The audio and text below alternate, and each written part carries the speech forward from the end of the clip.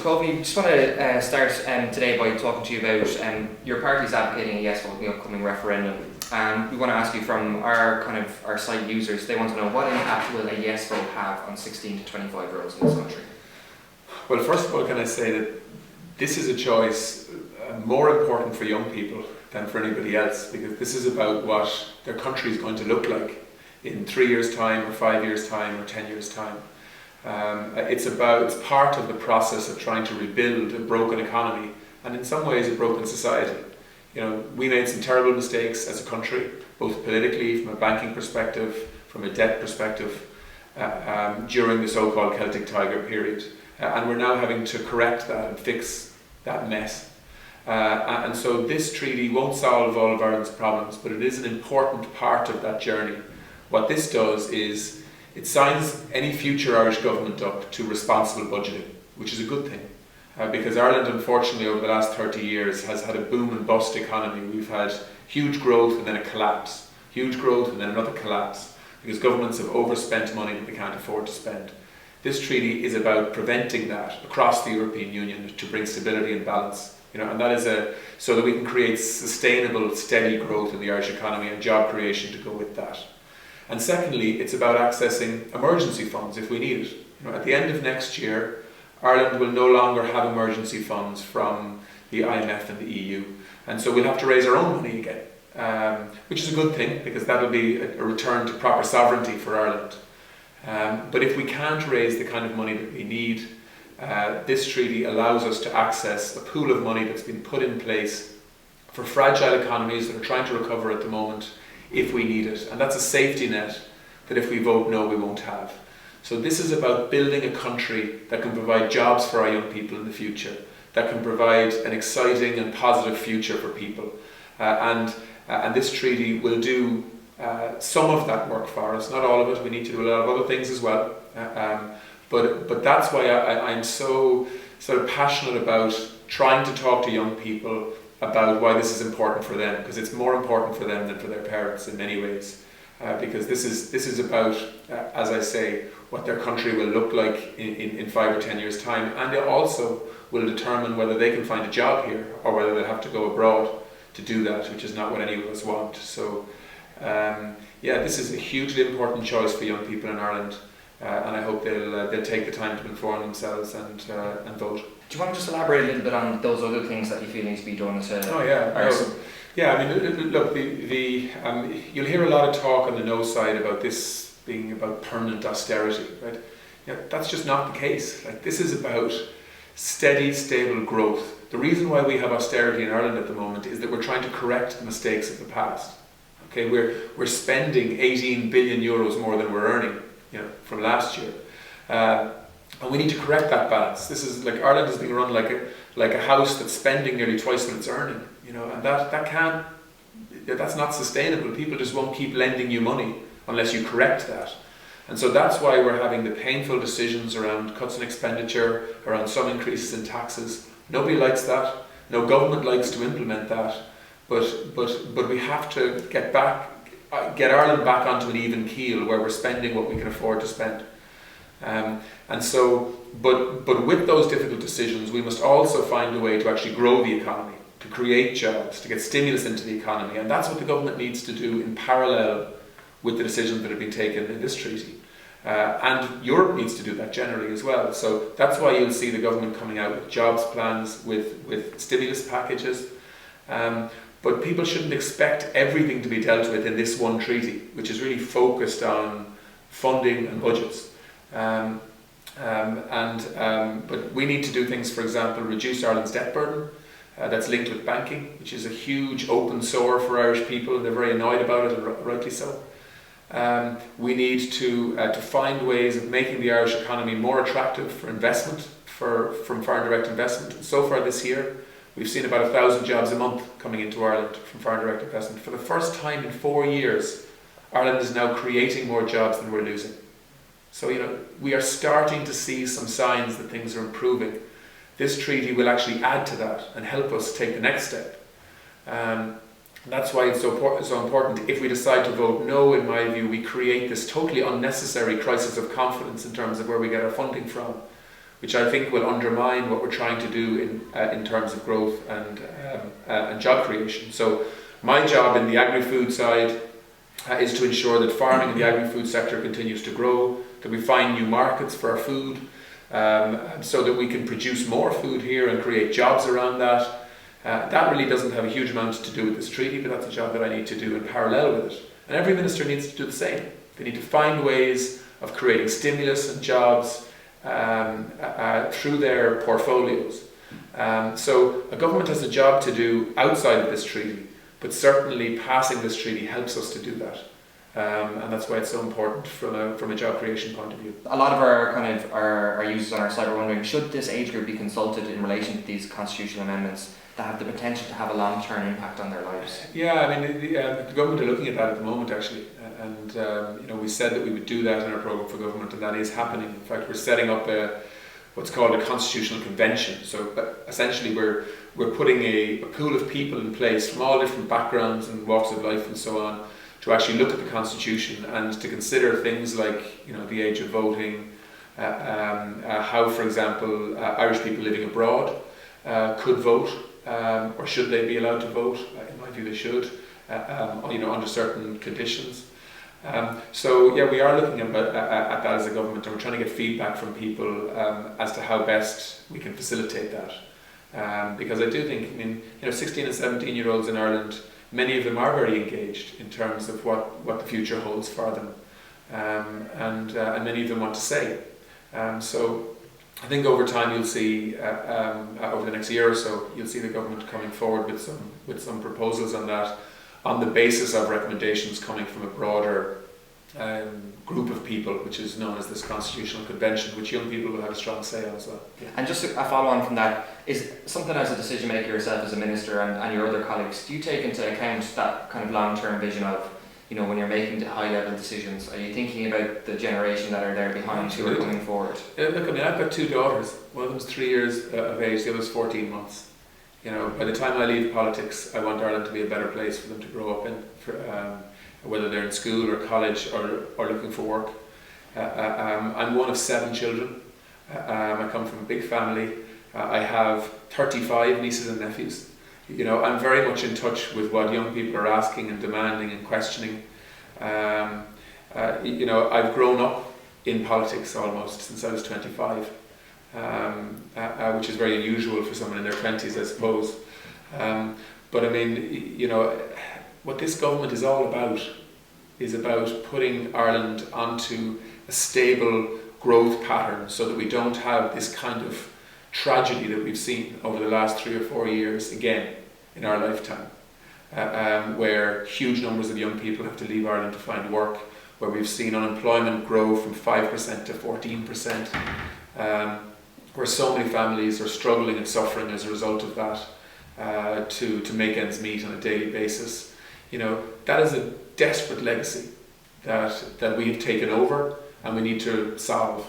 And so, our objectives are all about providing a much brighter future, which is all about the next generation, and also making sure that we encourage them and educate them to become confident, questioning people who can actually find solutions to very complex problems, both from an Irish point of view, but also globally as well. And one of the great things about Irish people is that they do question. They don't accept the status quo. That's why we have so many good entrepreneurs here. That's why we have people who make an impact internationally, whether it's in politics or sport or or whatever sector they're involved in. So look, this project that the government is embarked on at the moment, which is to put our country back together following a really terrible period, is all about providing a platform for the next generation to build a really impressive, confident country. That's to be honest, that sums up my goal in politics, and at the same time to try and deal with the people who have to face the crisis of either losing their job or a dramatic reduction in their income, or having to pay higher taxes at the moment, and to try and ease that burden on vulnerable people while we're making the transition back into an economy that's growing and expanding again. it's not just about an economy, it's about society. I mean, Yeah. really, like, the economy is just about funding a society, really. But if you don't have a healthy economy that employs people, that pays people well, it's very hard to build the other things. What else do you feel that decision makers in general and representatives in general can do to ensure that young people are engaged and informed around these types of issues? Well, the first thing they can do is talk to them, right? And I'd like to think I spend quite a lot of time doing that. Whether it's in universities, whether it's in schools. I was at a big schools debating event last Friday evening. It was fantastic in Christian Brothers College in Cork, where we had this really interesting interaction around the status of the Olympics at the moment in people's minds, dealing with things like drug use, cheating, whether or not Europe should be looking to expand or contract in the future, what was in Ireland's interests, and we had some really insightful, interesting discussions. And I think that policymakers like me and others can learn a lot from the kind of idealism and the ambition and new thinking that often comes from young minds, and that's why it's very important that people like me and others take the time to meet and talk and allow ourselves to be challenged by different perspectives and new thinking, which doesn't always come from young people, by the way. Sometimes you get really strategic thinking coming from other sources, but certainly that does often come from people in their teens and 20s who are questioning the status quo without having maybe the baggage of history like a lot of other people have. And that kind of fresh thinking is what Ireland needs now. So yeah, get the conversation going and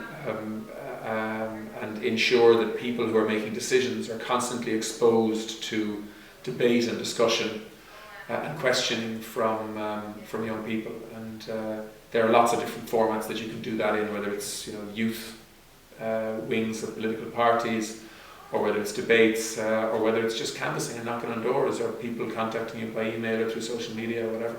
And we'll just move on to a couple of specific questions that came to us from some young people. The first one came in from Andy, who's volunteered with us through SpunOut before.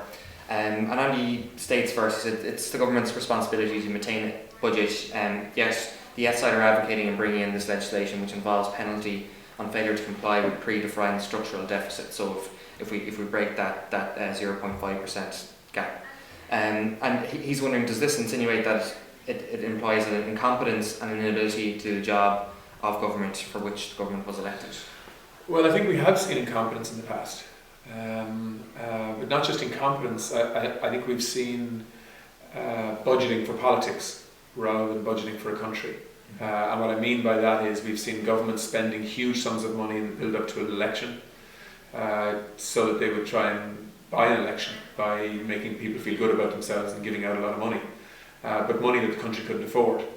And I think what we're trying to do here is we've agreed with 25 other countries in the European Union in terms of at a government level that look, we need to put rules and parameters around budgeting so that we don't get one country overspending and collapsing and pulling other countries down with it, like we're seeing at the moment in Europe. Now, Ireland has already committed to practically everything in this treaty from a budgetary point of view anyway, back as far as 1997 in the Growth and Stability Pact. We also agreed a series of measures about 14 months ago in this agreement that's called the Six-Pack, where there are 6 key agreements around budgeting at a government level. So there isn't really anything new in this. Right? What's new about this is that we're putting into national legislation these commitments around putting parameters in place for budgeting, which again is a good thing. It's like saying to households, look, let's all agree that nobody's going to overspend here and cause a sort of a collapse in one household that's going to cause a crisis in others. So, I mean, I think what we're doing here is we're saying, look, we are going to commit to managing our budgets in a way that doesn't create huge problems in the future by only spending what we can afford to raise and what we can afford to spend. And that in itself will provide for a very stable economy in the future, in my view. The difficult thing, of course, for Ireland is because we have this huge gap to bridge at the moment in terms of our deficit problems. In order to get to that even keel position, if you know what I mean, we do need to make the kind of changes that are happening at the moment, and that's difficult.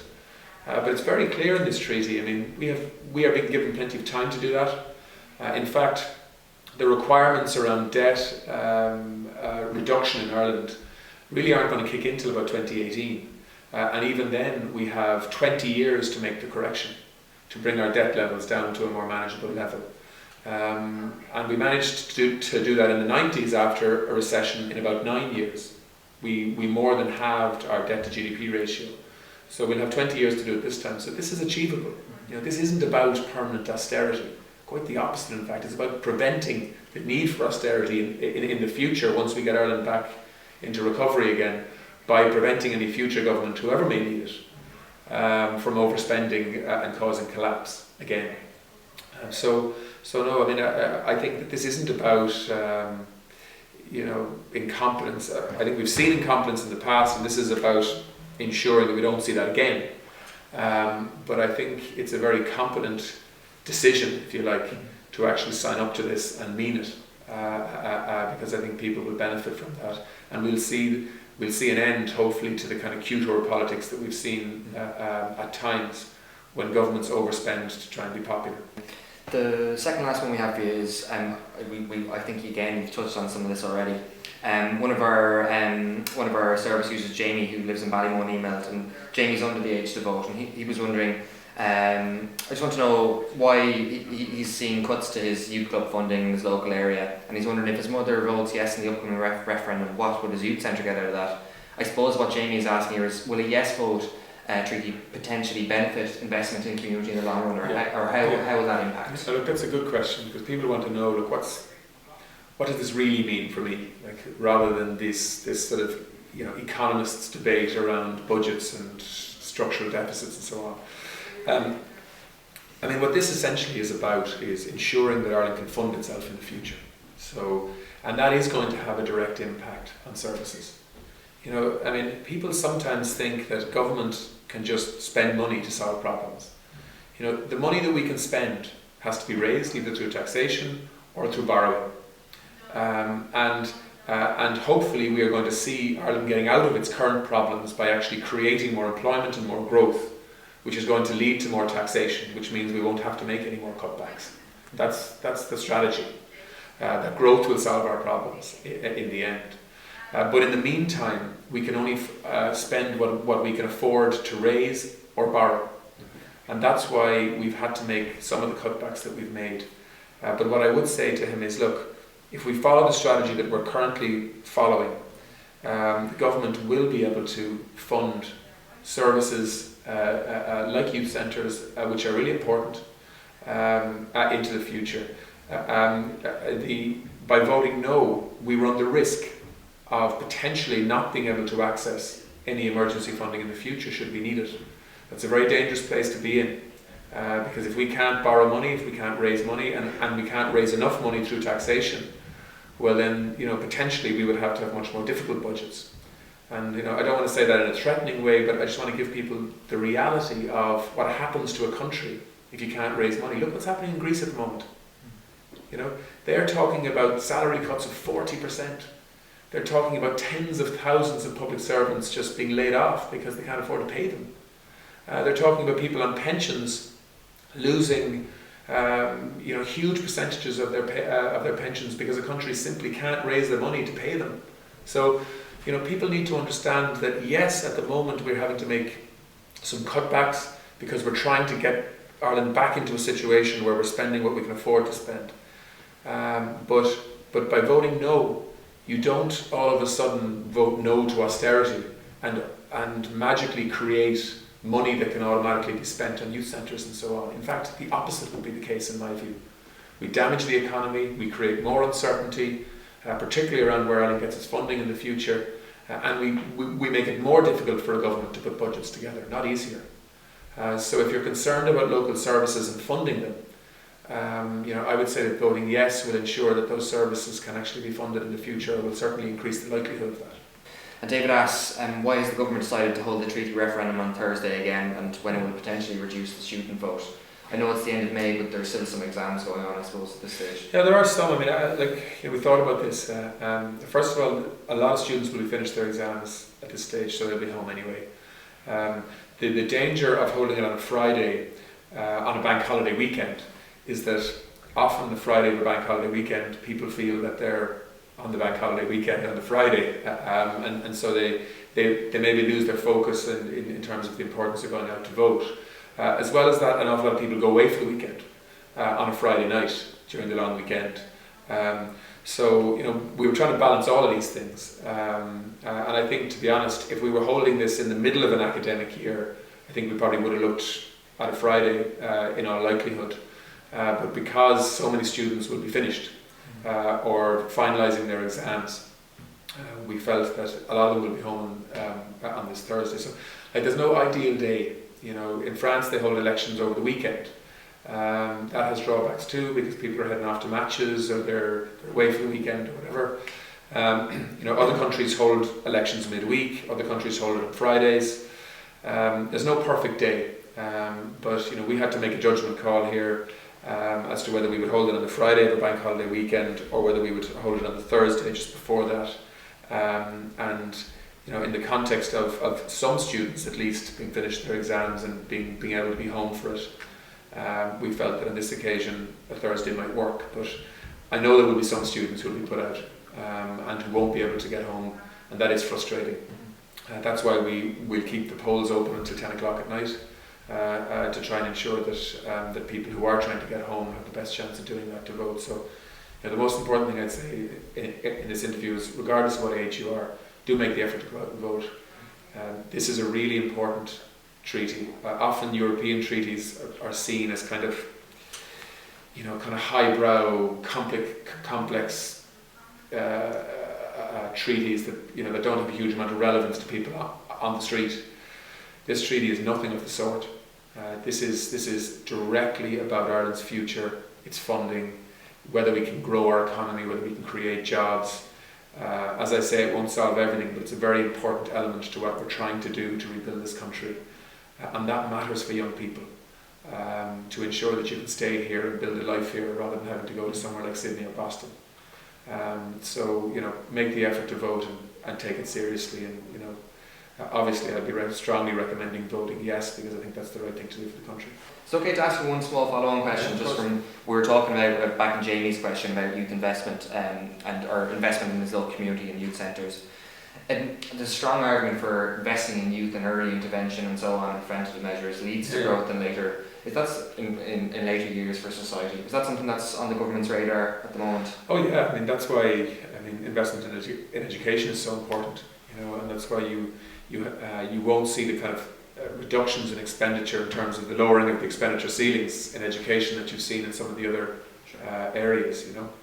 But look, if we don't build the minds of the next generation in terms of confidence, ambition, positive thinking for Ireland, well, then this country is at nothing.